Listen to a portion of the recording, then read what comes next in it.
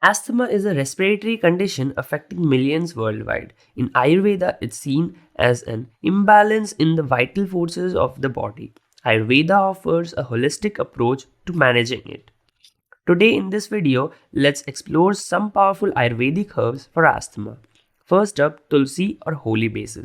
It's known for its anti-inflammatory properties, making it an excellent choice for asthma. You can brew it into tea or take it as an extract. Vasaka, another gem. It helps reduce mucus production and promotes easy breathing. Available in various forms like tablets and syrups.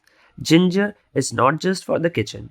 Ginger's anti-inflammatory nature relaxes airways muscles, making breathing smoother.